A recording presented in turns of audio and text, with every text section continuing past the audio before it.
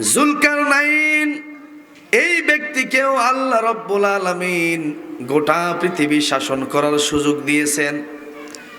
এই জুলকারনাইন পৃথিবীর এই প্রান্ত থেকে অপর প্রান্তের মধ্যে মুহূর্তের মধ্যে চলে যেতেন।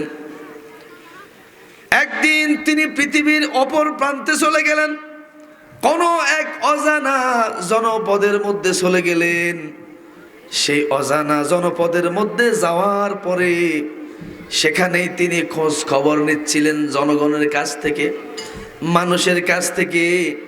তিনি জিজ্ঞাসা করলেন, তোমাদের অবস্থা কি, কেমন আছো তোমরা, তোমাদের দিন কেমন যাচ্ছে?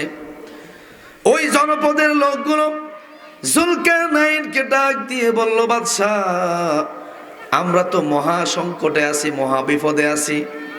কিসের বিপদে আছো? তারা বললেন, আমরা আমাদের ফসলের ক্ষতি হয়, জানের ক্ষতি হয়, মালের ক্ষতি হয়, আমাদের ক্ষতি হয়। ইয়াজুজ মাজুজ নামে কিছু জাতি ছিল, এরা একেবারে খাটো ছিল। এই ইয়াজুজ মাজুজ গুলো আমাদের ক্ষতি করে, এই জনগণগুলো, এই লোকগুলো আমাদের ক্ষতি করতেছে। এখন আমরা আপনার কাছ থেকে, এদের অনিষ্ট থেকে আপনার কাছে পরিত্রাণ চাচ্ছি। কি চাচ্ছি? পরিত্রাণ চাচ্ছি। জুলকারনাইন ডাক দিয়ে বলল, মানুষ খুব লক্ষ্য করেন। জুলকারনাইন ডাক দিয়ে বললেন, এই জনপদের মানুষ শোনো, যেহেতু তোমাদের বিষয়ে আল্লাহ রাব্বুল আলামিন কিয়ামতের মাঠে আমি জুলকারনাইনকে জিজ্ঞাসা করবে, প্রশ্ন করবে, ও জুলকারনাইন, তোমাকে আমি এই পৃথিবী শাসন করার ক্ষমতা দিয়েছি, তুমি আমার বান্দাদের সুবিধা অসুবিধা দেখেছো কিনা, এবং সুবিধা অসুবিধাগুলাকে সমাধান করেছো কিনা? তিনি বললেন, ও মানুষ শোনো, তোমরা লোহা আনো, হাতুড়ি আনো, আমি তোমাদেরকে এই ইয়াজুজ মাজুজ থেকে তোমাদেরকে পরিত্রাণ দেব। তিনি ওই মানুষগুলার সাথে একাত্মতা পোষণ করে ইয়াজুজ মাজুজ এই জাতিগুলো যেই জায়গার মধ্যে থাকতো, তাদেরকে একটা দেয়াল দিয়ে, ব্যারিকেড দিয়ে, বর্গাকার একটা ব্যারিকেড দিয়ে তাদেরকে বন্দি করে রেখেছেন। আজ থেকে হাজার হাজার বছর আগের কথা। আজও সেই ইয়াজুজ মাজুজ নামে যে সমস্ত জাতিগুলো আছে, এই সমস্ত জাতিগুলোকে জুলকারনাইন বর্গাকারে তাদেরকে কি করে রেখেছেন? ব্যারিকেড দিয়ে বন্দি করে রেখেছেন। কিয়ামতের আগ পর্যন্ত এরা বের হতে পারবে না।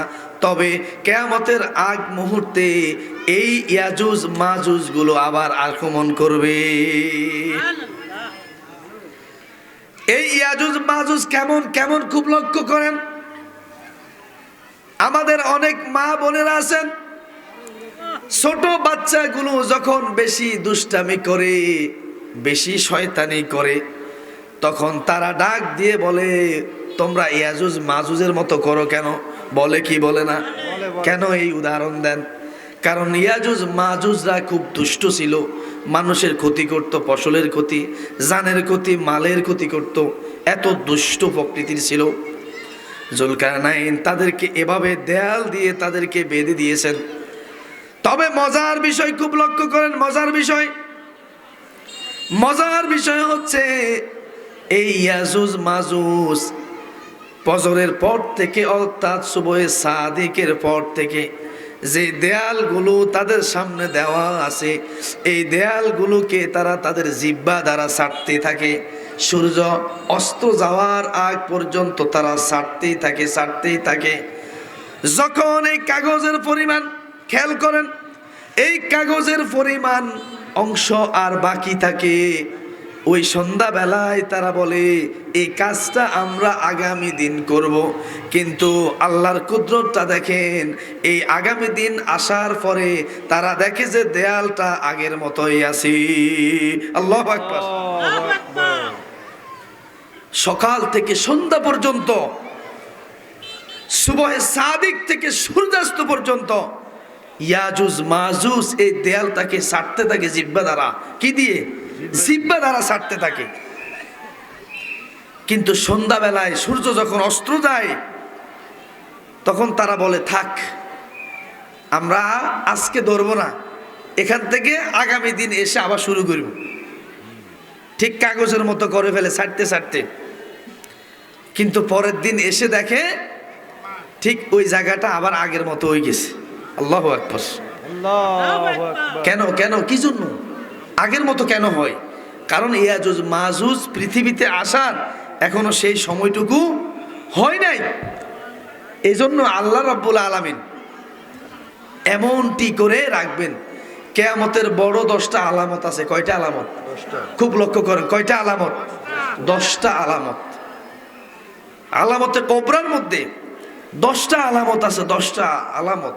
তার মধ্যে একটা হচ্ছে ইয়াজুজ মাজুজের আবির্ভাব। ইয়াজুজ মাজুজের আবির্ভাব যেদিন আল্লাহ রাব্বুল আলামিন ইয়াজুজ মাজুজকে পৃথিবীতে পাঠাবেন, ওই দিন আর কাগজের মতো এই অংশটা বাকি রাখবেন না। এটা চাটা শেষ হয়ে যাবে, দেয়ালও শেষ হয়ে যাবে, তারা পৃথিবীতে আবির্ভাব হবে, আগমন করবেন। কি ঠিক আছে কিনা?